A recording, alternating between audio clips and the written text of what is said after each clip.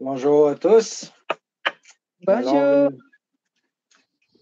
Bonjour. je vais prier ce matin pour que le Seigneur nous inspire, nous amène dans un moment de prière pour lesquels nous allons discuter aujourd'hui. Amen. Seigneur, donne à tous et à chacun une bénédiction en rapport avec ce que l'on vit, en rapport avec ce que l'on va prier en ce jour. Apporte-nous les versets de cette Bible dont tu nous as transmis les paroles.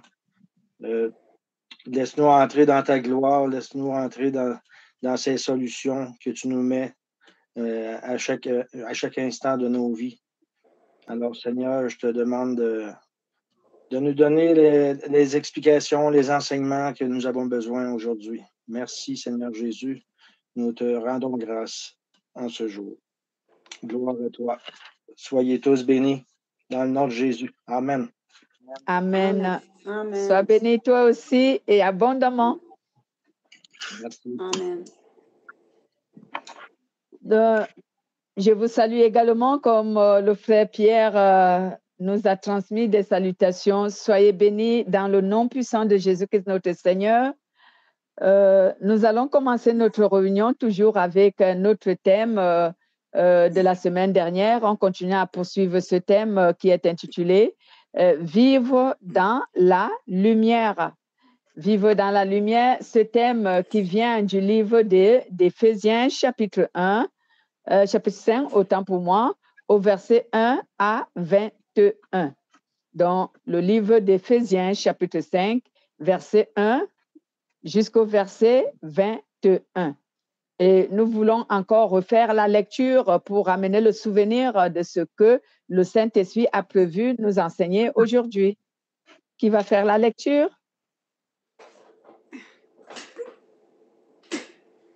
Voulez-vous que je la fasse? Frère Pierre, tu vas faire la lecture? C'est chapitre 1? Non, chapitre 5. 5, 1 à 21. 1 à 21. Verset Okay. 1 à 21. OK. Imitez Dieu puisque vous êtes des enfants qu'il aime. Vivez dans l'amour comme le Christ nous a aimés et s'est livré lui-même à Dieu pour nous, en offrande et victime, comme un parfum d'agréable odeur, de débauche, d'impureté, quelle qu'elle soit, de cupidité, il ne doit même pas être question parmi vous. Cela va de soi pour des saints. Pas de propos grossiers, stupides ou scabreux. C'est inconvenu. Abonnez-vous plutôt à l'action de grâce. Car sachez le bien, le débauché, l'impur, l'incarpareur, cet idolâtre, soit exclu de l'héritage dans le royaume du Christ et de Dieu. Que personne ne vous dupe par de spécieuses raisons. C'est bien tout cela qui attire la colère de Dieu sur les rebelles. Ne soyez donc pas leurs complices. Autrefois, vous étiez ténèbres, maintenant vous êtes lumière dans les ténèbres. Vivez en enfants de lumière, et le fruit de la lumière s'appelle bonté, justice, vérité. Discernez ce qu'il plaît au Seigneur. Ne vous associez pas aux œuvres stériles des ténèbres. Démasquez-les plutôt. Ce que ces gens font en secret, on en a honte même d'en parler. Mais tout ce qui est démasqué est manifesté par la lumière, car tout ce qui est manifesté est lumière. C'est pourquoi l'on dit, éveille-toi, toi qui dors, lève-toi d'entre les morts, et sur toi le Christ resplendira. Soyez vraiment attentifs à vos manières de vivre. Ne vous montrez pas insensés, mais soyez des hommes sensés qui mettent à profit leur temps présent, car les jours sont mauvais. Ne soyez donc pas inintelligents, mais comprenez bien quelle est la volonté du Seigneur. Ne vous enivrez pas de vin, il mène à la perdition, mais soyez remplis de l'Esprit. Dites ensemble des psaumes, des hymnes et les chants inspirés. Chantez et célébrez le Seigneur de tout votre cœur, en tout temps, à tout sujet. Rendez grâce à Dieu le Père, au nom du Seigneur notre Jésus-Christ. Amen. Amen. Amen. Voici donc le thème que le Saint-Esprit nous a donné depuis la semaine dernière, qui nous invite à connaître comment vivre dans la lumière. Et il nous a été expliqué ce que c'est que la lumière selon la parole de Dieu. Donc, la lumière elle-même, c'est elle qu'on appelle la parole de Dieu. Elle instruit et permet à celui qui la possède de discerner et de connaître ce qui est bien et ce qui est mal devant Dieu. Donc, quand on dit qu'un chrétien a la lumière, c'est un chrétien qui a le discernement. Ce chrétien a la connaissance aussi. Il sait discerner ce qui est bien. Il sait discerner ce qui est mal. Il sait discerner ce qui est de la volonté et ce qui ne l'est pas. Il sait le faire. En d'autres termes, la lumière est la parole de Dieu qui nous éclaire et qui nous édifie. Voilà. Donc, quand tu as la lumière de Dieu en toi, c'est que tu es un détenteur de la parole de Dieu, parce que c'est cette parole qui est la lumière en nous. Nous allons donc parler de notre thème, comme la Bible dit, vivre dans la lumière. En quoi cela consiste-t-il, vivre dans la lumière? Donc, vivre dans la lumière, c'est mener une vie de sainteté, une vie de justice et une vie de piété. Donc, quand nous vivons dans la lumière, on mène une vie de sainteté, nous menons une vie de justice. La justice qui fait allusion ici à beaucoup de choses. Quand on parle de la justice de Dieu dans la parole de Dieu, on fait allusion premièrement à l'amour qui est manifesté. On fait allusion à la droiture. Voilà. Donc, quand vous voyez le mot justice dans la parole de Dieu, cela fait allusion à l'amour et cela fait allusion à la droiture, à l'honnêteté, à l'intégrité, à la loyauté. Donc, si donc nous vivons dans l'amour, dans la lumière, nous sommes ces personnes qui vivons dans la sainteté, dans la justice et dans la piété. Et c'est ce que l'apôtre Paul nous a exhorté à faire lorsqu'il nous dit de nous efforcer d'être saints et sans reproche. Voilà. Nous efforcer donc d'être saints et sans reproche. Et cela parce que si nous sommes saints et sans reproche dans l'amour, la lumière de Dieu demeure véritablement en nous. Et nous serons éloignés des œuvres des ténèbres. Et ce que l'apôtre Paul appelle ici les œuvres stériles des ténèbres, c'est ce que nous avons parlé la semaine dernière, c'est l'immoralité sexuelle, c'est la cupidité, ce sont les paroles grossières, c'est l'ivrognerie tel que cela est manifesté ici, et bien d'autres péchés d'ailleurs qui souillent notre âme et qui nous rend impurs devant Dieu. Parce que il faut pas s'y voiler la face. Tout péché souille l'être humain. Quel que soit le péché que nous commettons, ce péché nous souille et il nous rend impurs devant Dieu. Et j'irai même un peu plus loin, ce péché nous disqualifie du royaume de Dieu. Quel que soit le péché, il nous disqualifie du royaume de Dieu. Mais l'apôtre Paul a mis l'accent sur l'inconduite, donc sur l'immoralité, ici en disant que l'immoralité était un péché qui était fait contre la personne elle-même, parce que là, il parlait du péché, comme je disais, le péché sexuel en général. Nous allons lire un peu 1 Corinthiens chapitre 6, 1 Corinthiens chapitre 6 au verset 18 à 20.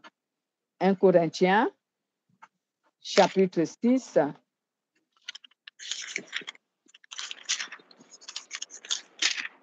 au verset 18 à avant, je vais faire la lecture, il est écrit « Fuyez l'inconduite, quelque autre péché qu'un homme commet, ce péché est extérieur au corps.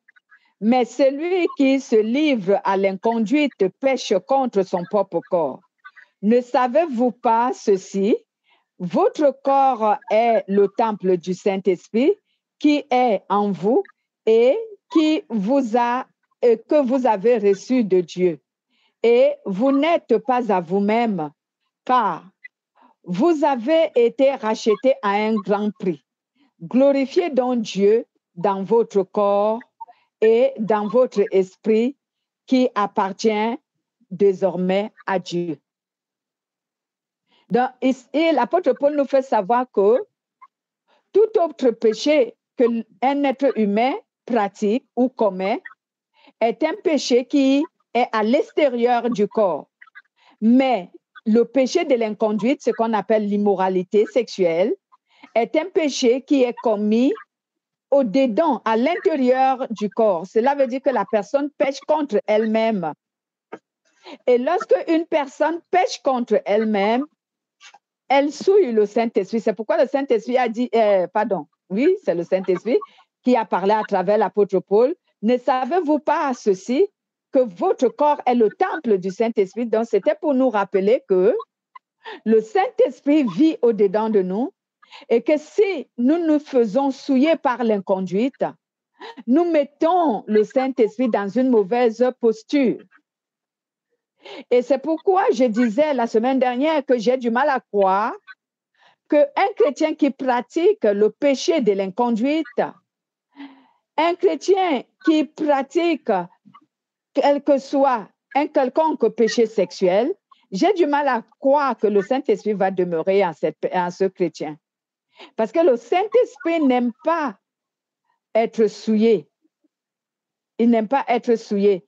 Et le péché de l'inconduite souille tellement l'homme parce que ce péché est de l'intérieur de la personne. C'est pourquoi l'apôtre Paul a dit que nous ne nous appartenons pas à nous-mêmes. Si le Saint-Esprit vit en nous, nous ne nous appartenons pas à nous-mêmes, nous appartenons à Dieu. Donc, on doit se servir de notre corps comme étant le temple de Dieu. D'où, si c'est dans le temple de Dieu, c'est que nous n'avons pas tellement le droit de l'utiliser comme on voudrait, mais on doit se servir de notre corps comme Dieu le veut. Donc, quand quelque chose ne t'appartient pas, tu n'as pas la liberté de t'en servir comme si tu en étais propriétaire. Mais quand la chose t'appartient, là, tu peux user de tous tes droits parce que tu en es propriétaire. Donc, notre corps, le Saint-Esprit nous révèle ici par l'apôtre Paul que notre corps ne nous appartient pas. Il appartient à Dieu. Donc, on ne peut pas en user comme si nous en étions propriétaires. Non. Nous ne sommes plus propriétaires de notre propre corps. C'est pourquoi on ne doit pas se permettre de le souiller. Donc, si donc nous vivons dans la lumière, nous serons vraiment sanctifiés. Parce qu'un chrétien qui vit dans la lumière est sanctifié. Et les ténèbres ne peuvent pas nous atteindre.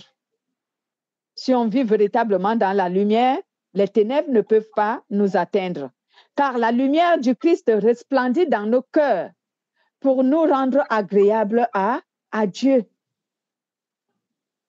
Donc, vivre dans la lumière est vraiment laisser le Saint-Esprit jouir de notre être. C'est comme si, comment est-ce que je vais vraiment expliquer ça? Laisser le Saint-Esprit jouir de notre corps, de notre être, comme le propriétaire qu'il est.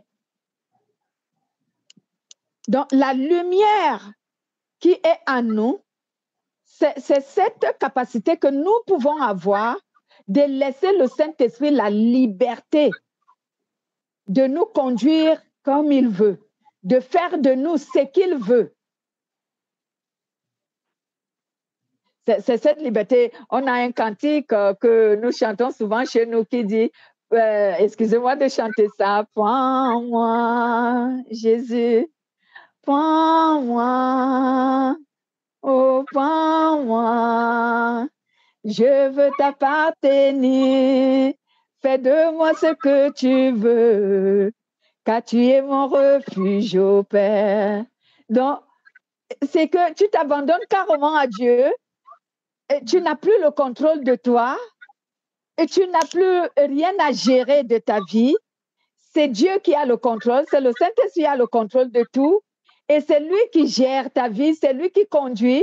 Toi, tu n'es qu'un exécutant. Tu n'es qu'un exécutant, tu n'as rien à diriger. C'est le Saint-Esprit qui dirige tout, c'est lui qui a le contrôle sur tout. Toi, tu es un exécutant. Quand il dit quelque chose, tu exécutes. C'est vraiment ça, vivre dans la lumière. Vivre dans la lumière. Parce que le Saint-Esprit ne peut pas nous éclairer d'une autre manière. Amen. Il est bien vrai qu'il nous donne la parole. Mais si nous n'acceptons pas cette parole qui nous donne la conduite à tenir, alors nous ne lui avons pas donné vraiment la place qu'il a dans notre vie. C'est pourquoi si nous vivons vraiment dans la lumière, nous serons véritablement sanctifiés. Et les ténèbres ne peuvent pas nous séduire. Les ténèbres ne nous séduiront pas. Les œuvres stériles de la chair ne nous séduiront pas parce que nous vivons dans la lumière, parce que le Saint-Esprit a le contrôle de tout notre être. C'est lui qui décide. Nous, on n'est que des exécutants, on exécute ce qu'il dit. On va un peu, pour être édifié encore, on va lire 1 Thessaloniciens chapitre 4, versets 1 à 8. 1 Thessaloniciens. Oui. Oui, si vous êtes à la page, vous lisez. Chapitre 4, 1 à 8. Oui, 1 à 8. Alors, 1 Thessaloniciens, chapitre 1, chapitre 4, 1 à 8. Au reste, frères, nous vous le demandons et nous vous y exhortons dans le Seigneur Jésus. Vous avez appris de nous comment vous devez marcher et plaire à Dieu. D'ailleurs, vous le faites et bien progressez encore. Vous savez en effet quelle recommandation nous vous avons donnée de la part du Seigneur Jésus. Ce que Dieu veut, c'est votre sanctification. C'est ce que vous vous absteniez de l'inconduite. C'est que chacun de vous sache tenir son corps dans la sainteté et l'honnêteté, sans se livrer à une convoitise passionnée comme font les païens qui ne connaissent pas Dieu. Que personne en affaire n'use envers son frère de fraude ou de cupidité. Le Seigneur fait justice de tout cela.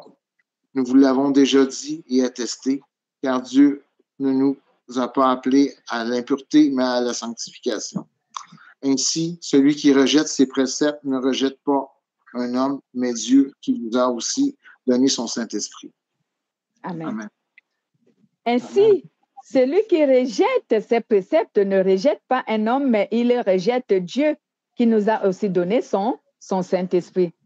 Ce que je venais de dire tout à l'heure, que si nous nous abandonnons à Dieu et que nous vivons dans la lumière, on donne le plein contrôle et le plein droit au Saint-Esprit de gérer notre vie et de nous conduire comme il veut.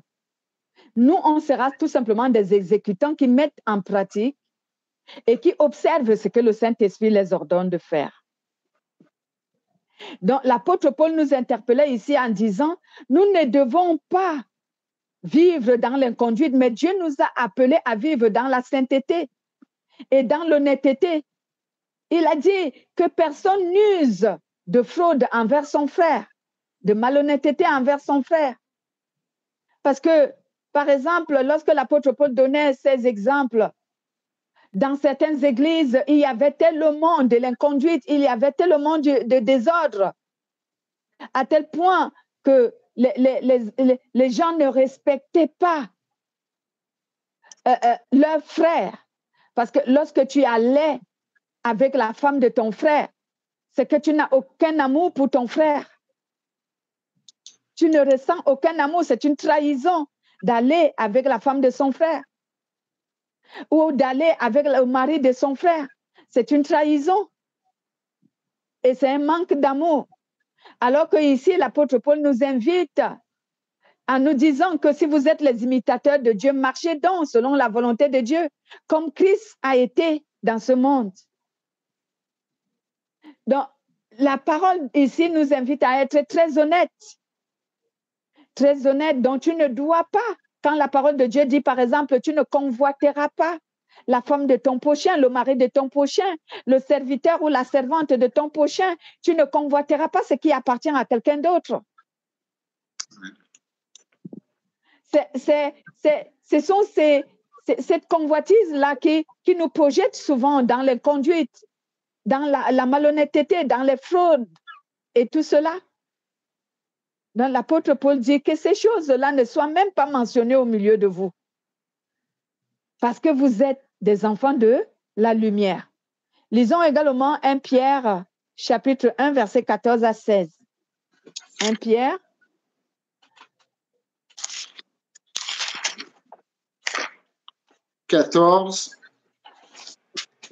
Chapitre 1, verset 14 à 16.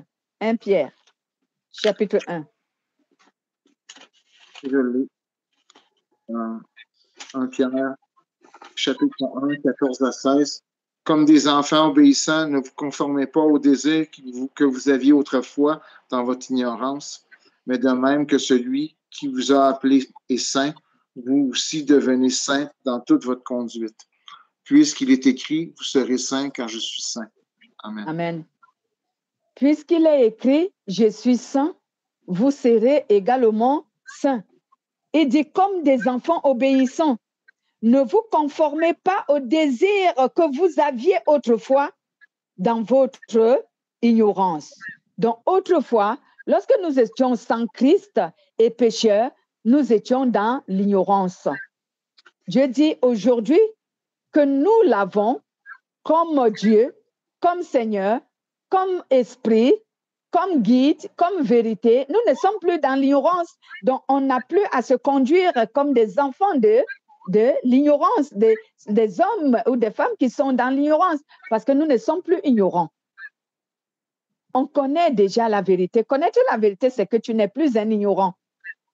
Et j'ai l'habitude de dire souvent que Dieu demande beaucoup à celui qui l'a beaucoup confié. Lorsque tu es un enfant de Dieu et que tu connais la vérité, Dieu va t'exiger beaucoup. Dieu va t'imposer beaucoup. Salut! Donc, je disais donc tantôt, j'ai l'habitude de dire aux chrétiens qui sont détenteurs de la véritable lumière, de la véritable parole de Dieu, j'ai l'habitude de leur dire que vous n'êtes pas autorisés à commettre des erreurs. Et certains me disent souvent, mais c'est dangereux. Comment ça, nous, on n'est plus autorisés à commettre des erreurs? J'ai dit parce que vous êtes de la vérité, vous connaissez la vérité. Vous connaissez la vérité. Et c'est ce que la parole de Dieu appelle. Dieu demande beaucoup à celui qui l'a beaucoup confié. Et qu'est-ce qu'il nous a beaucoup confié? C'est la vérité dont nous connaissons. Qu'est-ce qu'il nous a beaucoup confié? C'est l'esprit de la vérité dont il nous a donné. Donc, étant donné qu'il nous a donné l'esprit de la vérité et que nous sommes détenteurs de la vérité, nous, on n'est plus autorisés vraiment à commettre des erreurs. On n'est plus autorisés parce que Dieu nous a beaucoup confié. Voici donc pourquoi l'apôtre Paul nous dit ici, Louise, éloigne-moi ces enfants de là.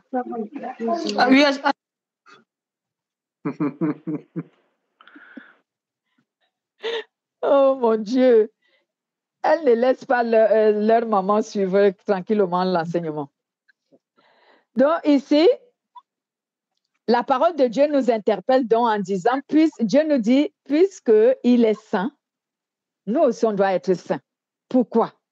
Parce qu'en nous vit l'esprit de sainteté. Le Saint-Esprit vit en nous.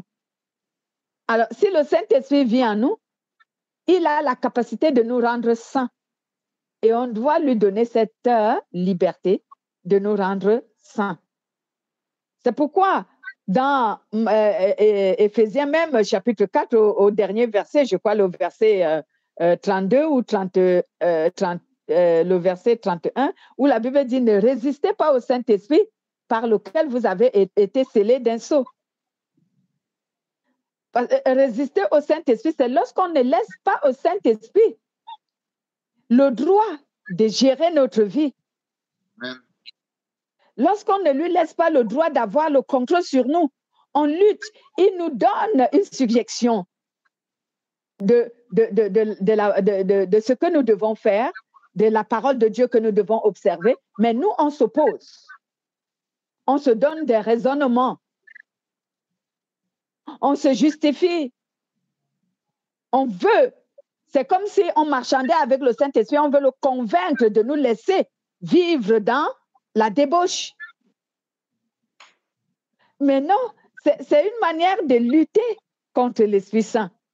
Puisque lorsque Dieu qui est détenteur de toutes les connaissances du monde et qui connaît la différence entre la vérité et le mensonge, le bien et le mal, lorsqu'il nous donne une proposition, il nous donne une suggestion de ce que nous devons faire, c'est qu'il a tout étudié et il sait que ce qu'il nous propose à faire ou d'observer, c'est ce qui est bien pour nous. Amen. Donc, au lieu de résister, au lieu de nous justifier, il faut qu'on se soumette. C'est pour cela que certains chrétiens sont souvent étonnés de voir qu'ils ont tellement de combats interminables. Des combats qui ne s'arrêtent pas, qui ne finissent pas. Pourquoi? Parce qu'ils ignorent que leur communion avec le Saint-Esprit n'est pas parfaite. Leur communion avec le Saint-Esprit n'est pas parfaite. Pourquoi? Parce qu'ils luttent de temps en temps avec le Saint-Esprit. Ils luttent contre lui. C'est qu'ils s'opposent à sa volonté. Ils ne veulent pas se soumettre. C'est pourquoi la parole qui dit dans Jacques chapitre 4, verset 7, qui nous dit « Soumettez-vous donc à Dieu et résistez au diable et il fuira loin de vous. » 3 positions. Tu te soumets à Dieu. Quand tu te seras soumis à Dieu, tu auras la capacité de résister au diable. Et la 3e chose, c'est que tu seras délivré de ce que le diable fait, de ses manœuvres. Donc, si tu rates déjà la première proposition, soumets-toi à Dieu, ne t'attends pas à ce que tu puisses résister au diable. Tu ne pourras pas, puisque tu ne t'es pas soumis. Tu ne peux pas résister au diable si tu n'as pas encore été soumis à Dieu. Ou certains chrétiens, je venais de le dire tantôt, s'étonnent que leurs combats sont interminables. Quelqu'un me dira, mais est-ce que les combats se terminent souvent? Je dirais non, tu as raison, les combats ne finissent pas jusqu'à ce que nous mourons. Mais néanmoins, il y a certains combats que Dieu met souvent un terme à cela. Mais un autre peut survenir. Un autre combat peut survenir. Une autre lutte peut survenir, mais il y a des luttes dont Dieu nous aide à mettre un terme. Lui-même, il met un terme à cela. La Bible dit dans le livre de Somme, chapitre 34, si je ne me trompe pas, je me trompe de verset, c'est dans une vingtaine de versets. La Bible dit, le malheur atteint souvent le juste. Mais de tout cela, Dieu l'en délivre toujours. Donc, lorsque tu es juste, cela veut dire que lorsque tu te soumets à Dieu, tu auras la capacité de résister au diable parce que le Seigneur va concourir à ce que tu puisses résister au diable, ce qui veut dire que tu peux vaincre un combat, donc le Seigneur va mettre un terme. Bien sûr, Satan peut susciter un autre, mais de temps en temps, le Seigneur va t'amener à vaincre tes combats. Mais il y a certains combats, quand je dis que les chrétiens ont des combats interminables, donc un chrétien est dans une situation depuis des années, il ne trouve pas d'issue. Pas d'issue, pas de délivrance, pas de sortie. On va lui chasser les démons interminables qui n'arrêtent pas de réagir et d'agir. Pourquoi? Parce qu'il a échoué dans ce contexte dont je parle. Soumets-toi à Dieu et résiste au diable. Certains chrétiens se disent que résister au diable, c'est faire des prières qu'on a nommées des prières agressives. Donc, tu te mets là et tu dis, Satan, je te condamne, je te lie, je t'attache, je te chasse, je t'envoie au feu. Ils se disent qu'avec ça, ils vont résister au diable, mais je suis désolée. On ne résiste pas au diable à travers la prière. On résiste au diable à travers la mise en pratique de la volonté de Dieu. L'obéissance, dans le fond. L'obéissance, oui. C'est à travers l'obéissance qu'on résiste au diable. Si tu n'obéis pas à Dieu, ne te peine pas, tu ne pourras pas résister au diable. Tu ne pourras pas lui résister. Donc, vivre dans la lumière est très important pour nous. Si nous vivons dans la lumière, nous serons donc vraiment sanctifiés. Nous aurons laissé au Saint-Esprit le libre choix, le libre maître de gérer notre vie. Donc, nous, on sera des exécutants, comme je le disais, et lui, il conduira notre vie.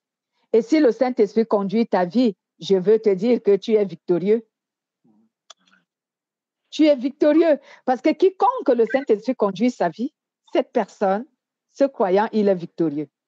Parce que le Saint-Esprit n'échoue pas. Il n'échoue jamais. Et en plus de cela, le Saint-Esprit est toujours vainqueur. Personne ne l'a vaincu. Même pas le diable ne peut pas le vaincre. Si le péché n'a pas vaincu le Saint-Esprit, ce n'est pas le diable qui le vaincra. Parce que figurez-vous, le péché est plus puissant que le diable. C'est ce que les chrétiens ignorent. Et oui, c'est une révélation. La Bible déclare que la parole de Dieu, elle est écrite et elle est révélée. Et ce que je vous dis aujourd'hui est une révélation. Le péché est plus puissant que le diable. Donc, si le Saint-Esprit a autorité sur le péché, et ce n'est pas le diable qui peut le dépasser. Donc, tout croyant qui vit dans la lumière veille sur sa conduite. Lorsque tu es un croyant qui vit dans la lumière, tu veilles sur ta conduite. En faisant quoi? En t'éloignant des œuvres de la chair. Vraiment, toute œuvre de la chair. En t'éloignant des œuvres de la chair et en te sanctifiant jour après jour. C'est cela la conduite d'un croyant qui vit dans la lumière. C'est un croyant qui veille. Combien sont aujourd'hui les chrétiens qui veillent sur leur conduite? Combien sont aujourd'hui les chrétiens qui se protègent du péché? Non, les chrétiens n'ont pas la crainte de Dieu pour la plupart. Excusez-moi, je ne juge pas, mais je veux interpeller plutôt. C'est un appel à la sainteté. Beaucoup de chrétiens aujourd'hui ne veillent pas sur leur conduite. Un chrétien arrive quelque part, il trouve par exemple une conversation, il ne réfléchit pas que si je me lance dans cette conversation, je risque de pécher, de dire quelque chose qui est contre la volonté de Dieu. Non, il ne réfléchit pas. Il se lance dans la conversation et il va très loin. Et il ne va même pas réaliser combien il a péché pendant cette conversation. Et il y a des chrétiens, ils se téléportent ou ils se rendent dans un endroit où, s'ils posaient la question à Dieu, est-ce que tu aimerais que je me rende à cet endroit aujourd'hui? Peut-être que le Saint-Esprit leur aurait dit que n'y va pas parce que tu seras soumis à la tentation en y allant. Mais il ne pose pas la question à Dieu, il y va. Et arrivé là-bas, il se retrouve soumis à la tentation. Il y a des chrétiens aujourd'hui qui veulent se dire, bon Seigneur, je veux m'offrir telle bénédiction. Est-ce qu'ils ne posent pas la question à Dieu, est-ce que je peux le faire? Non, ils le font juste parce qu'ils le veulent. Parce qu'ils le veulent. Vraiment, je reviens là-dessus, nous ne nous appartenons pas. Donc, si nous ne nous appartenons pas et que nous sommes que des exécutants de celui à qui nous appartenons, alors il faut souvent qu'avant de s'engager à faire quoi que ce soit, demandons d'abord la permission. Seigneur, est-ce que je peux? J'aime cette expression de David parce que David le faisait très souvent. Il est bien vrai que quelquefois, lui aussi, il a succombé dans la chair. Mais David, je me souviens que dans les passages que j'ai lus de lui, chaque fois que David montait contre un ennemi pour aller en guerre contre lui, il demandait d'abord à Dieu. Dois-je monter contre le roi, par exemple, de la Syrie? Le livreras-tu entre mes mains? Lorsque Dieu lui disait, oui, David, monte, je vais te le livrer, alors David se mettait en guerre contre ce roi et ce royaume. Mais quand Dieu lui disait, non, ne monte pas, parce que je ne vais pas te donner la victoire, David s'arrêtait. Mais est-ce que nous sommes comme ça, les chrétiens? Tout ce à quoi nous nous engageons, nous avons oublié que nous appartenons à quelqu'un. Nous ne demandons jamais l'avis de Dieu. Pour la plupart, on ne demande pas l'avis de Dieu pour ce qu'on doit faire. On se lance, on le fait comme si notre vie nous appartenait encore. Ce n'est pas une manière de vivre dans la lumière. Quand tu vis dans la lumière, tu dois savoir que ta vie appartient à quelqu'un. Et cette personne, c'est Dieu. Et comme il est ici, dans la forme de l'Esprit Saint, alors pose-lui la question. Ce que tu veux faire, est-ce qu'il t'accorde le droit de le faire? C'est ça, vivre dans la lumière, c'est ça. Veiller sur sa conduite. C'est ce qu'on appelle veiller sur sa conduite. Un chrétien qui veille sur sa conduite demande toujours l'autorisation à Dieu de faire quoi que ce soit. Il demande la permission. Il ne le fait pas en se levant et en prenant l'initiative sans consulter Dieu. Parce que c'est pour cela, comme je disais tout à l'heure, c'est pour cela que nous échouons beaucoup. Je ne dis pas que l'échec est totalement négatif, quelquefois ce n'est pas négatif, mais très souvent l'échec est tellement négatif. Pourquoi? Parce que nous nous lançons sans avoir demandé la permission à Dieu, mais maintenant quand on échoue, c'est à ce moment qu'on appelle au secours. Seigneur, viens m'aider. Tu as échoué. C'est maintenant que tu sais qu'il aurait fallu que tu demandes d'abord l'avis à Dieu avant de te lancer. Voilà comment nous nous conduisons. Ce n'est pas une manière de vivre dans la lumière. Donc, on doit laisser le Saint-Esprit avoir le contrôle sur nous. On doit se soumettre. On doit demander son avis en tout ce que nous faisons. Si nous marchons avec lui et que c'est lui qui nous guide dans tout ce que nous devons faire, si nous veillons sur notre conduite, en prenant d'abord l'avis du Saint-Esprit sur toute notre conduite, alors, de moins en moins, on aura des échecs. De moins en moins. Parce qu'on a un guide qui nous dirige toujours dans la vérité. Lisons encore un Thessalonicien, toujours un Thessalonicien, chapitre 5, cette fois-ci au verset 4 à 11.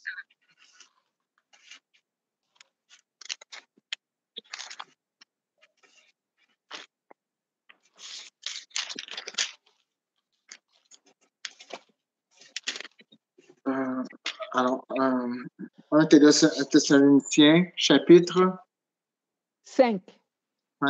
5. 4 à 11. À partir du... Oui. OK. Alors, mais vous, frères, vous n'êtes pas dans les ténèbres pour que ce jour vous surprenne comme un voleur. Vous êtes tous fils de la lumière et fils du jour. Nous ne sommes pas de la nuit ni des ténèbres. Ne dormons donc pas comme les autres, mais veillons et soyons sobres. Ceux qui dorment, dorment la nuit, et ceux qui s'enivrent la nuit. Mais nous qui sommes le jour, soyons sobres, revêtons la cuirasse de la foi et de l'amour, ainsi que le casque de l'espérance du salut, car Dieu ne nous a pas destinés à la colère, mais à la possession du salut par notre Seigneur Jésus-Christ, qui est mort pour nous afin que nous ne veillions, pour que nous veillions, soit que nous veillons, soit que nous dormions. Oui. Nous vivons ensemble avec lui. Ainsi donc, exhortez-vous mutuellement et édifiez-vous l'un l'autre comme vous le faites déjà. Amen. Amen. Donc Dieu nous dit ici, il dit car Dieu, à partir du verset 9, car Dieu ne nous a pas destinés à la colère, mais à la possession du salut par notre Seigneur Jésus-Christ, qui est mort pour nous, afin que soit que nous veillons, soit que nous dormions, nous vivions ensemble avec lui. Donc, l'apôtre nous fait comprendre aussi que nous sommes les enfants de la lumière. Nous ne devons pas nous conduire comme des enfants des ténèbres. Comme je disais, être un enfant de la lumière, c'est que tu es détenteur de la connaissance de la vérité. La vérité qui est la parole de Dieu. Et vivre dans la lumière, c'est que tu vis dans la sainteté. Tu laisses le Saint-Esprit te conduire. Tu laisses le Saint-Esprit te diriger. Tu ne t'opposes pas, mais tu te soumets en un véritable exécutant pour que le Saint-Esprit te dirige. Donc, tout croyant qui vit donc dans la lumière veille sur sa conduite, il s'éloigne des œuvres de la chair, il se sanctifie de plus en plus pour garder son âme pure afin d'attendre le retour de notre Seigneur Jésus-Christ. Parce que vous savez, pour attendre le retour de notre Seigneur Jésus-Christ, il faut que notre âme soit pure. Notre âme doit demeurer pure. Et c'est ce qui nous permettra, parce que en dehors de ce que nous avons le Saint-Esprit, il faut également que notre âme soit pure pour que le Saint-Esprit demeure en nous. Parce que si notre âme n'est pas pure, le Saint-Esprit ne va pas résister, il va nous quitter. Il va nous quitter. Donc, c'est pourquoi nous devons demeurer dans la sainteté, afin que notre âme demeure pure et que le Seigneur Jésus vienne nous trouver étant pur. Lorsqu'on parlait des 10 vierges, les vierges folles et les vierges sages, quand on parlait de l'huile qui était dans les lampes et les autres qui avaient réservé de l'huile et les autres n'avaient rien réservé, quelle est la différence à ça? C'est ce que nous parlons ici. Un chrétien qui veille sur sa conduite est un chrétien qui garde son âme pure. C'est un chrétien qui a gardé de l'huile dans un vase. Au cas où ça finit, il a le pouvoir de remplacer. Mais un chrétien qui ne garde pas son âme pure, il n'a aucun pouvoir de remplacer de l'huile dans le vase. C'est un chrétien qui n'a pas d'huile en réserve. Cela veut dire que c'est un chrétien qui n'a pas de communion avec le Saint-Esprit. Amen. Et si tu n'as pas de communion avec le Saint-Esprit et la fin arrive, qu'est-ce qui va se passer? Je ne suis pas sûre que tu vas aller au premier enlèvement. Tu resteras. Tu resteras pour le deuxième. Et pour le deuxième, sachant ce qui va se produire au deuxième enlèvement, alors là, j'ai du mal à croire que tu vas résister à la souffrance. Donc, bien-aimé, le chrétien qui ne vit pas dans la lumière est un chrétien qui sera en mauvaise santé spirituelle. Déjà même, si tu n'as pas la parole de la lumière, comment tu serais capable de vivre dans la lumière, comme je le disais dans notre introduction? Il faut avoir la parole de la lumière pour savoir vivre dans la lumière. Si tu ne reçois pas les enseignements qui sont de la parole, la parole qui est la lumière, jamais tu ne pourras vivre dans la lumière parce que tu n'as pas la lumière, tu ne l'as jamais reçue. Voici donc ce que l'apôtre Paul nous exhortait dans cet enseignement lorsqu'il nous dit on doit apprendre à vivre dans la lumière étant donné que nous sommes les enfants de la lumière. Donc, la parole de Dieu et le Saint-Esprit sont la lumière en nous. On doit les laisser nous guider et nous gérer et nous avoir le contrôle de notre vie sans nous opposer. Voici donc, nous sommes au terme. Quelqu'un, vous avez des questions ou vous voulez dire sur un sujet, un passage? Quand tu disais tout à l'heure, le péché est plus fort que le diable, ça veut dire que dans le fond, le Saint-Esprit qui agit en nous, il peut nous influencer, tandis que Satan, lui, il n'y a aucun contrôle sur le péché. Parce que dans le fond, c'est le chaos, si je peux comprendre. Il y a pas de... Oui, merci pour cette question, elle est importante. Quand je dis que le péché est plus puissant que le diable, c'est parce que le péché a la capacité de t'envoyer en enfer, mais le diable n'a pas ce pouvoir. OK. Non. Qu'est-ce qui nous envoie en enfer? Les humains, on ne part pas en enfer parce que le diable a œuvré dans notre vie, mais nous partons en enfer parce que nous avons péché, désobéi à Dieu. C'est pour cela que le péché est plus puissant que le diable. Et il est trop facile pour un chrétien, pour un être humain, en d'autres termes, de chasser le diable au nom de Jésus. Mais on ne chasse pas le péché au nom de Jésus. Le péché, pour le chasser, il faut faire ce qui s'oppose au péché. Il faut obéir à Dieu. Donc, c'est de là que vient la puissance du péché. Le diable ne peut pas empêcher un être humain d'aller dans le royaume de Dieu. Si cet être humain décide d'aller dans le royaume de Dieu, le diable ne peut pas l'empêcher. Mais par contre, si un être humain ne met pas de barrière au péché pour que le péché ne l'atteigne pas, même s'il confesse que moi j'irai dans le royaume de Dieu, il n'ira pas. Parce que le péché va l'empêcher d'y aller.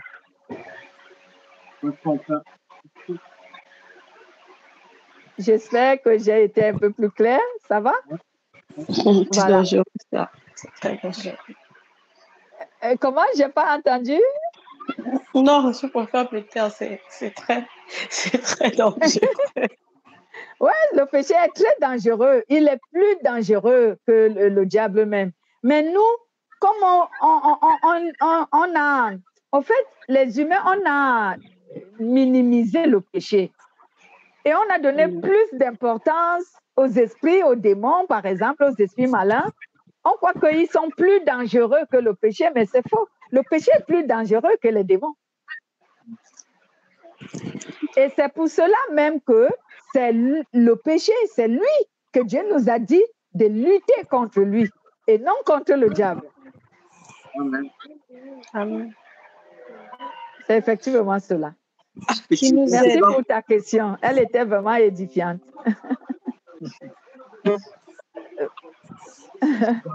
Voilà. C'est comme si quelqu'un est chrétien et qui a son péché mignon, qui ne vient jamais à bout. Même s'il prétend chrétien, ce péché-là, il l'amène justement pas dans la vie éternelle. Le péché est plus fort, là, dans le fond. Oui, exactement. Parce que si tu as ton péché mignon, cela veut dire le péché que nous cachons souvent, les secrets que nous avons. Tu te dis, bon, c'est un secret, il est trop vilain. Bien sûr que je l'avais enseigné que le péché est toujours vilain parce que les humains, on a toujours honte lorsqu'on expose notre péché. On a honte parce que le péché est vilain. Voilà. Donc, lorsque tu as un péché mignon, cela veut dire les péchés cachés, les péchés voilés, les secrets qu'on ne veut pas dépouiller, qu'on ne veut pas dénoncer, alors c'est que toi, tu veux vraiment aller en enfer. Parce que Dieu, lui, il connaît ton péché. Ouais. Il connaît ton péché. Au jugement, tu vas être jugé pour ce péché-là. Oui, tu vas être jugé pour ce péché. Tu vas être jugé.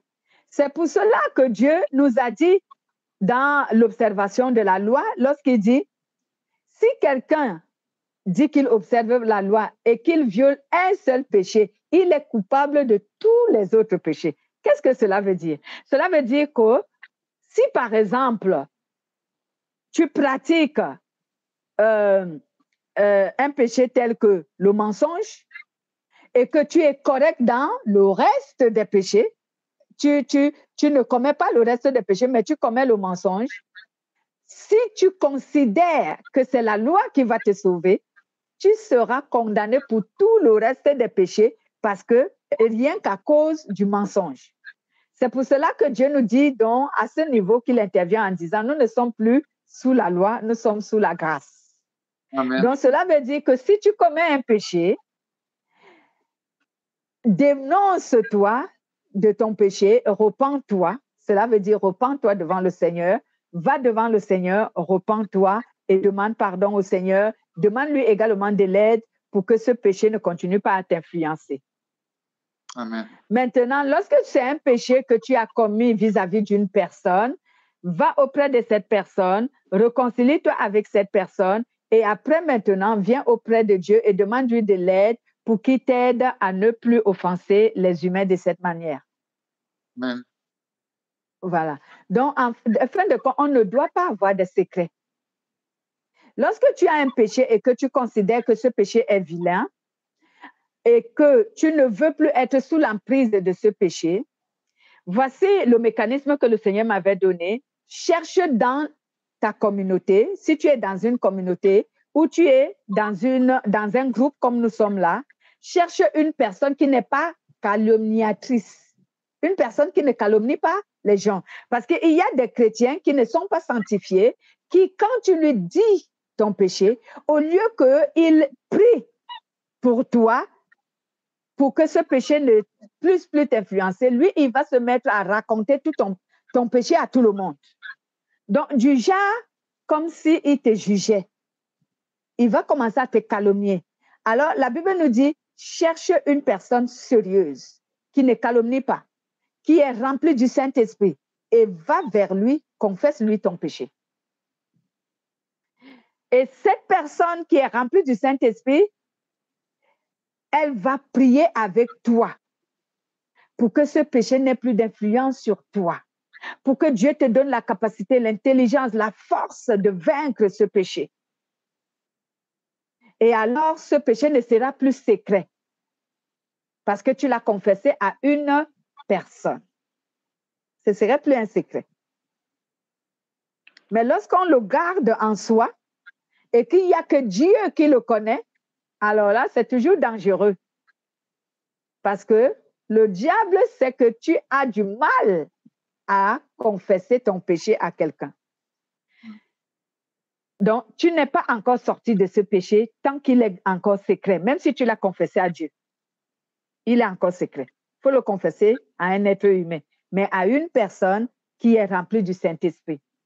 Et lorsque tu as maintenant la capacité, fais un témoignage. Fais un témoignage public. Tu dis, par exemple, vous savez, moi, avant, j'avais une vie de débauché. Je vivais de manière débauchée. Je volais, ou je tuais, ou j'assassinais, ou je faisais tel ou tel péché. Mais aujourd'hui, depuis que Jésus-Christ est entré dans ma vie, je suis délivrée de ce péché. Je ne commets plus cela en public et devant tout le monde. Et ça, je vous assure que Satan n'aime pas ça. Il n'aime pas lorsque on témoigne. On désarme complètement. Oui, parce qu'en témoignant, tu te rends libre. Libre devant les hommes, que ce soit dans le plan surnaturel ou naturel, tu es libre. Tu as confessé. Tu es dépouillé. Tu t'es dépouillé. Tu confesses, tu témoignes. Voilà, et tu es libéré vraiment de l'emprise et de l'influence de ce péché. Amen. Merci pour tes questions. Quelqu'un d'autre a-t-il des questions? Nous allons donc remercier le Seigneur s'il n'y a plus de questions. Merci souvent parce que les questions nous permettent de s'édifier encore en profondeur. Merci. On va donc conclure avec la prière. Louise, tu es derrière le micro. Tu peux remercier le Seigneur pour notre réunion? Oh, je ne me sens pas véritablement capable. Ah, la prière, on est toujours capable. C'est même une grâce de prier. Moi, je Allez-y. Ok, je vais le faire. Éternel, mon Dieu, mon roi, je te loue, te rends gloire, te rends grâce encore pour cet enseignement de ce soir. Car Père, tu nous as bénis et tu nous as encore nourris de ta nourriture. Car toi seul connais les combats que nous menons en secret et dans le silence. Toi seul connais également nos cœurs mieux que quiconque. Alors je te remets encore nos cœurs ce soir, Seigneur, afin que cette parole soit gravée dans nos cœurs à jamais, Seigneur. Et que chaque fois que nous nous retrouvons dans des situations difficiles, qu'elles reviennent à nous, Seigneur, afin de nous garder sur ton chemin. Je te remets encore nos cœurs, nos âmes et nos esprits. Je te remets nos journées encore, notre semaine, afin que ton esprit, rien que ton esprit soit au contrôle de nos vies, qui nous dirige et nous conduise pleinement. J'insi prie dans le nom puissant de Jésus-Christ. Amen. Amen. Amen. Soyez bénis. Merci pareillement. Bonne soirée à tous. Bonne semaine. Bonne soirée. Bye bye. Bye bye. Bye bye. Bye bye.